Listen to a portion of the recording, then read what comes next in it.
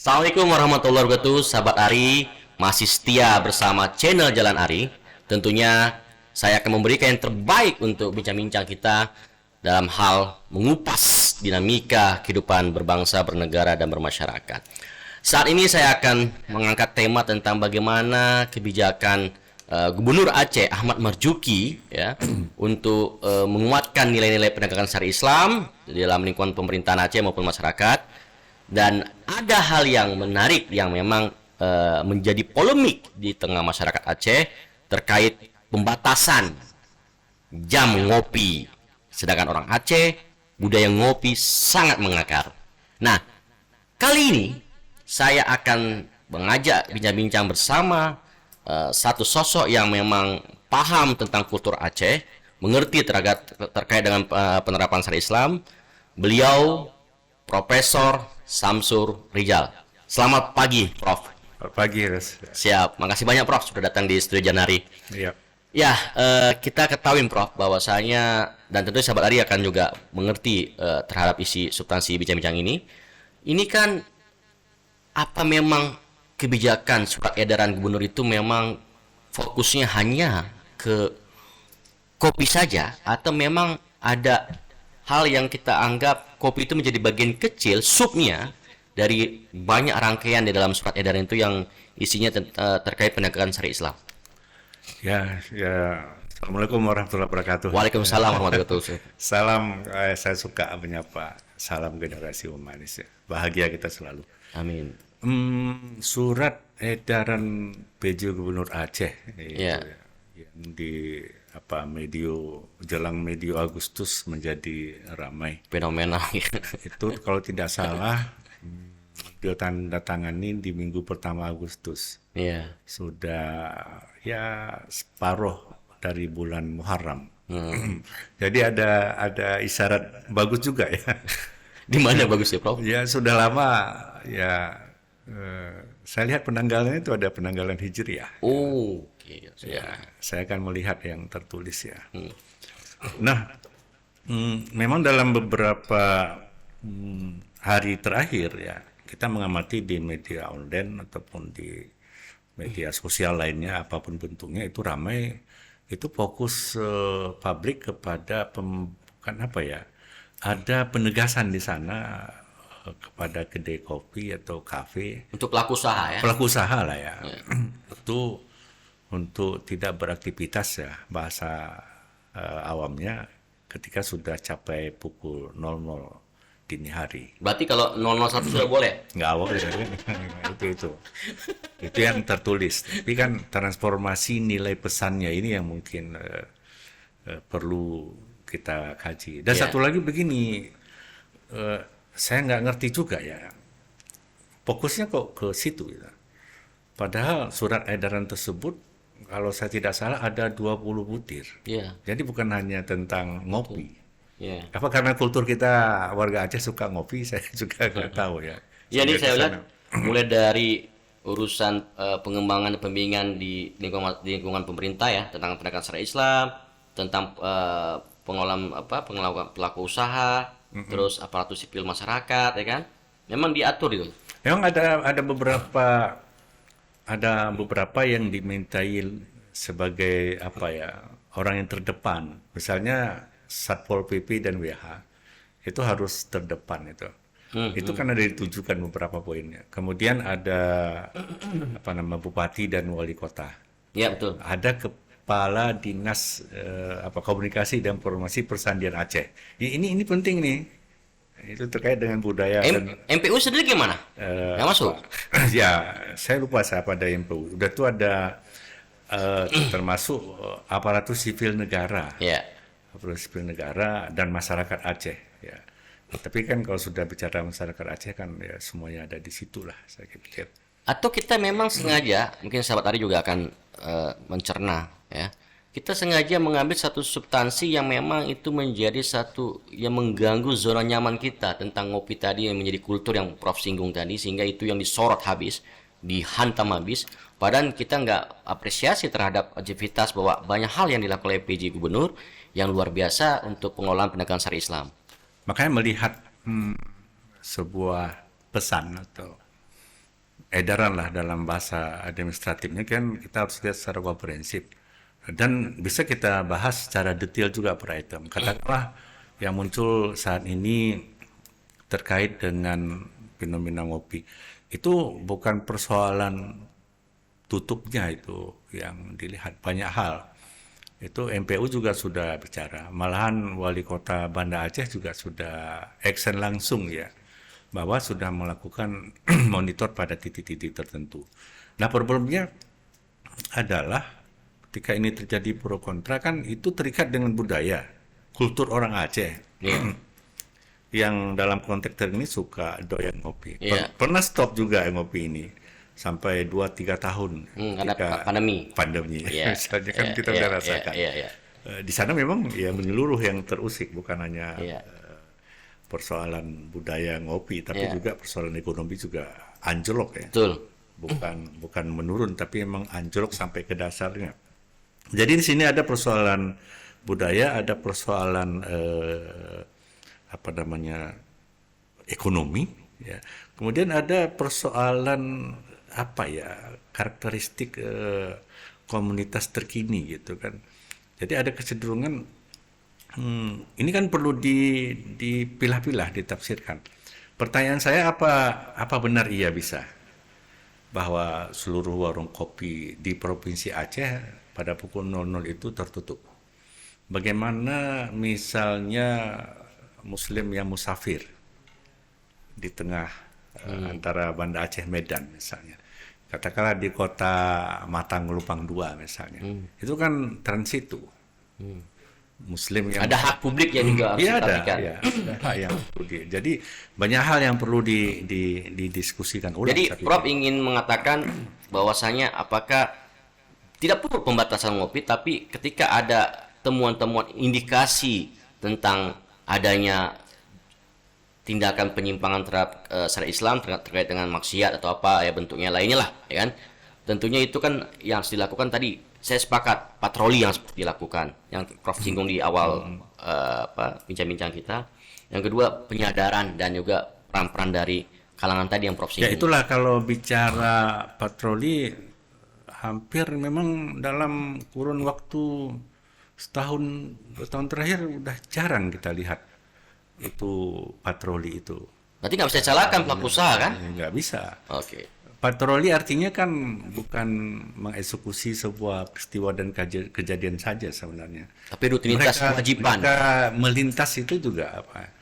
Ini maaf ya kalau saya boleh mengkritisi, ini lebih sering hadir kilatan halilintar ketimbang jalan yang di jalan raya. Ya kan, halilintar pun ketika musim-musim hujan dia hadir loh. Hadir tuh. Ya kan. Masa mau kalah dengan halilintar? Maksud saya ya Satpol PP dan Wilayatul Hisbah itu ada poin-poin tertentu ya melakukan patroli untuk menjaga ketertiban dan keamanan masyarakat ya, bukan hanya monitoring tentang transformasi nilai syariah.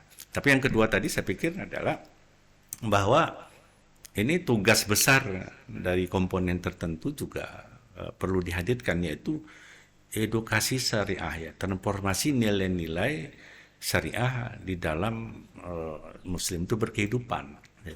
Jadi harus ada kesadaran. Ini masalahnya adalah ketika kita sudah masuk ke dunia global ya, yang sudah seperti ini misalnya ya. Tapi kalau nalar ya pola pikir kita itu tidak berbasis pengamalan mentransformasikan nilai-nilai syariah dalam berkehidupan itu ya kita akan terjebak terus dengan stigma fenomena-fenomena terkini yang menyeret seseorang itu jauh dari nilai-nilai syar'i. Itu aja sebenarnya yang diapakan. Nah tentunya sahabat Jalan Arya nonton dimanapun berada, tentunya kan ingin tahu juga nih Prof.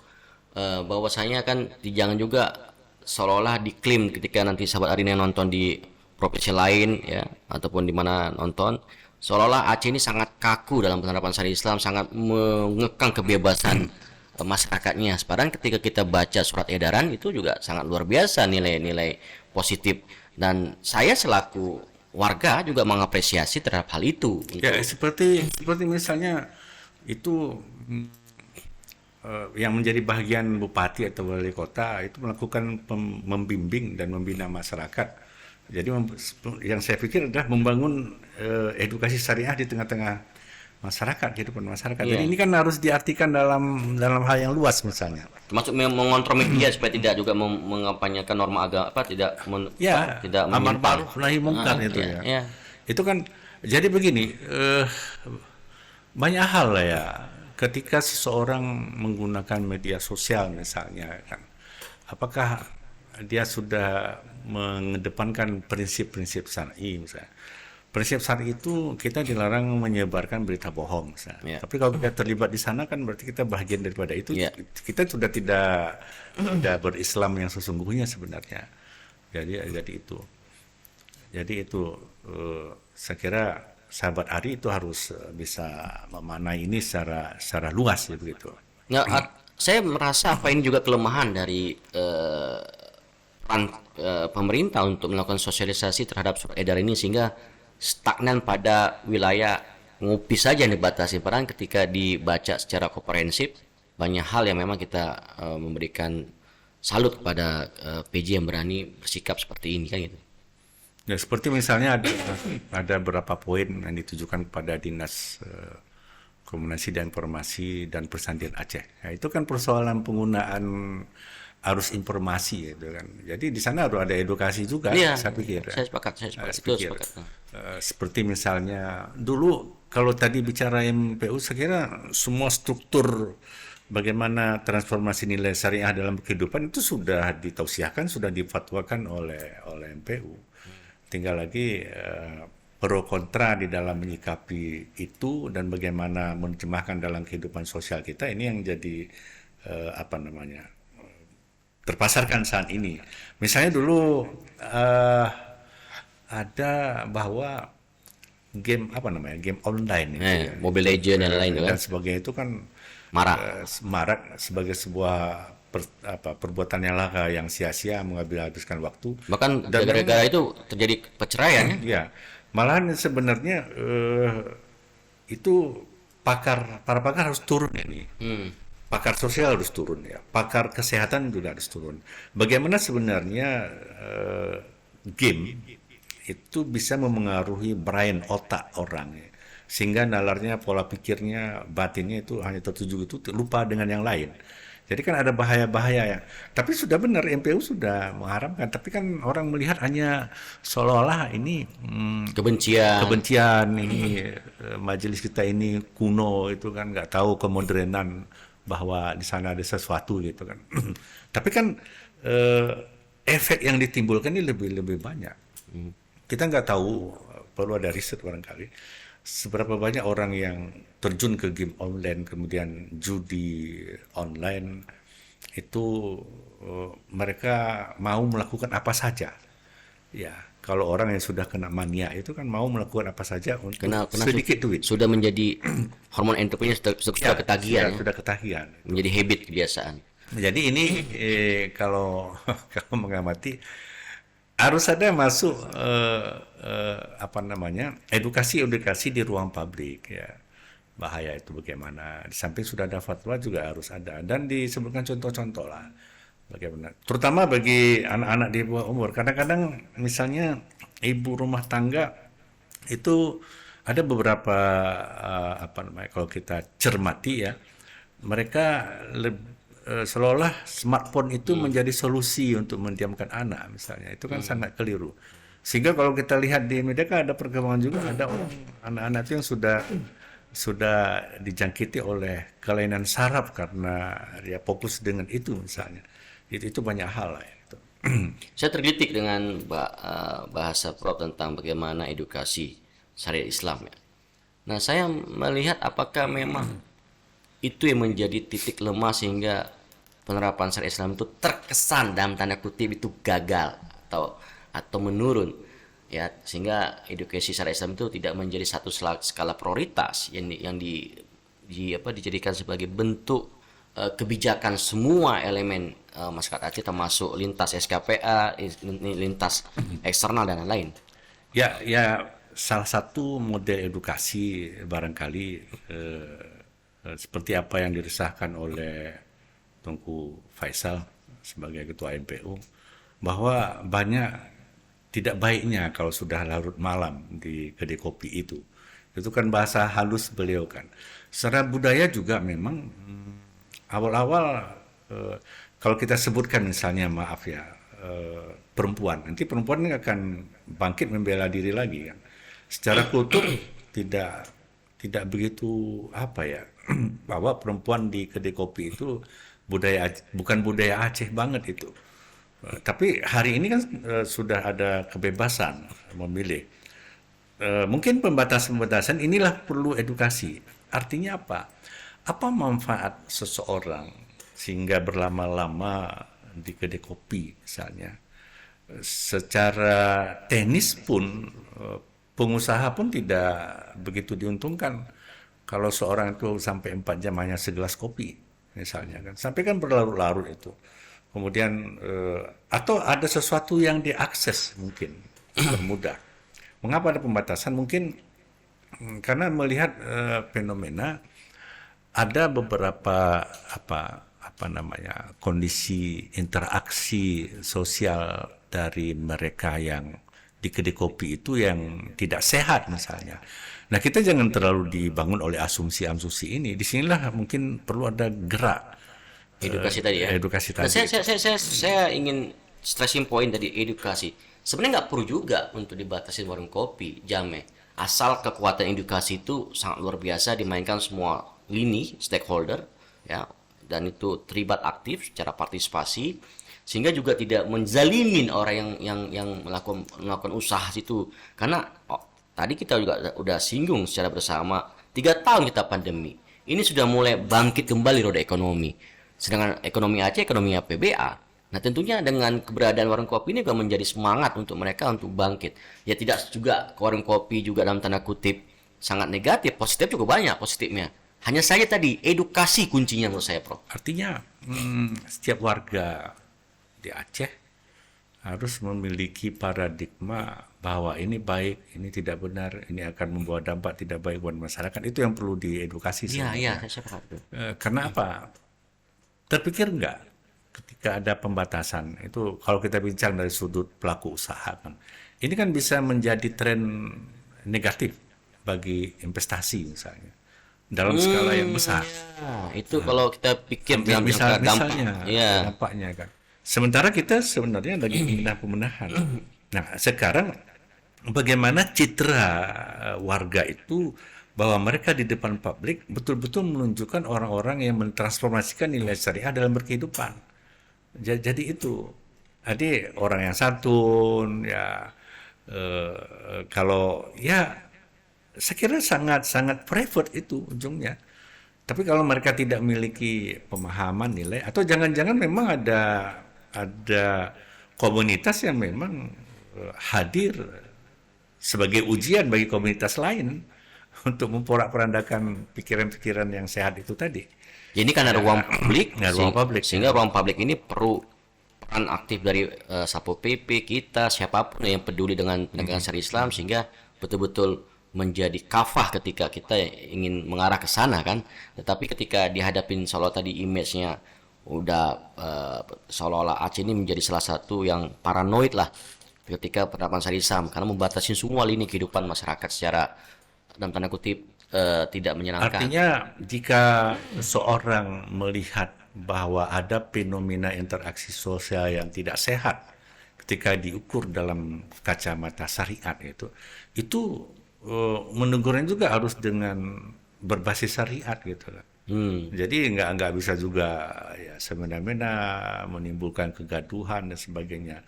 Tapi yang kalau bagi saya bagaimana kesadaran bahwa mereka itu paham itu adalah keliru sehingga dia tidak mengulangi lagi. Jadi itu yang edukasi transformasi nilai syariah itu. Itu kalau dari bagaimana masyarakat berinteraksi di ruang publik yang menimbulkan opini yang tidak sehat misalnya. Atau dibuat aja aturan di warung kopi dilarang ini ketentuan dari parwal wali kota atau parwal pergub dilarang duduk yang bukan mukrim. Tapi jangan dibatasi warung Ya kopi. banyak sih, banyak itu kan namanya instrumen edukasi, Oh iya. ya kan? Misalnya bisa nggak 10 menit sebelum waktu sholat tiba? Tutup. Tidak mesti tutup sebenarnya. Ada running tag. Malahan kalau saya ketika maghrib tutup itu eh, akan membangun image yang lain lagi. Karena orangnya tetap ada. Iya kan?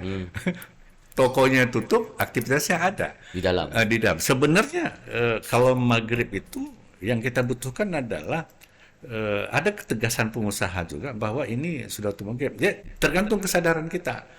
Makanya yang sholat atau yang keluar berhentikan dan bagaimana. Tidak jelas. Dulu pernah salah satu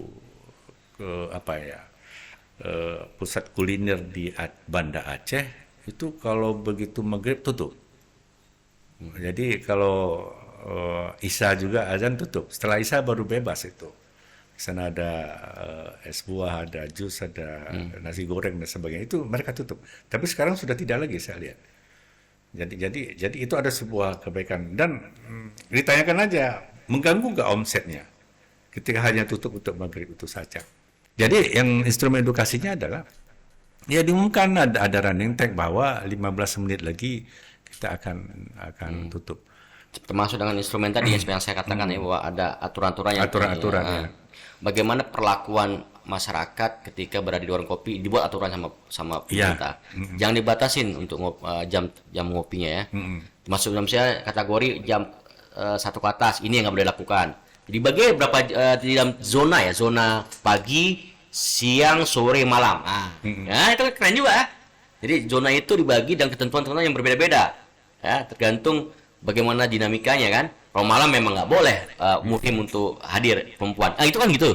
Ya, makanya kalau sudah ada kesadaran mentransformasikan nilai syariah dalam berinteraksi sosial, saya kira kan tidak apa lagi.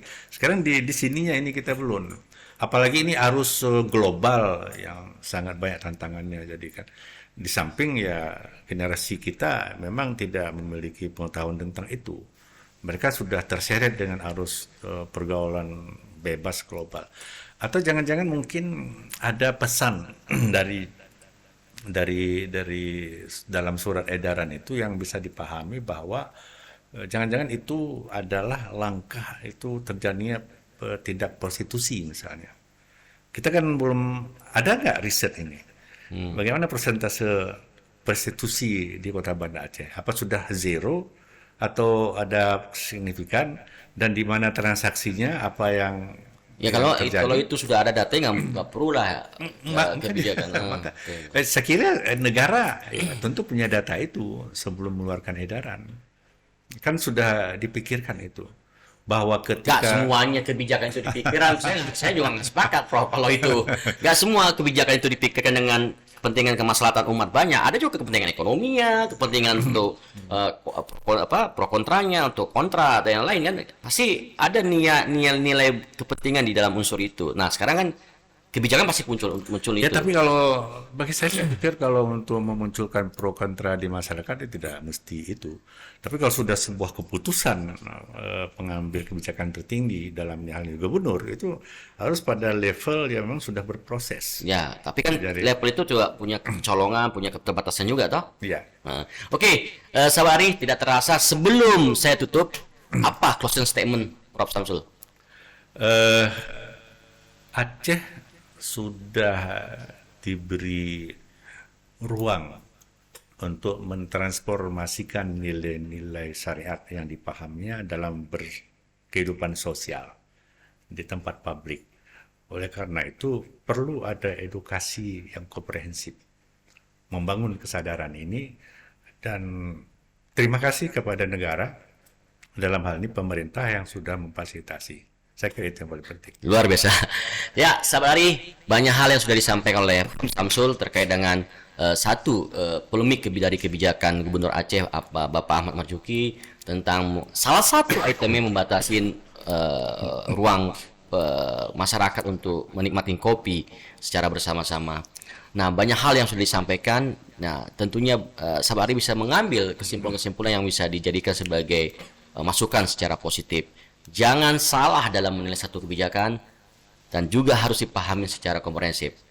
Tetap setia bersama saya. Salam Jalan Arif.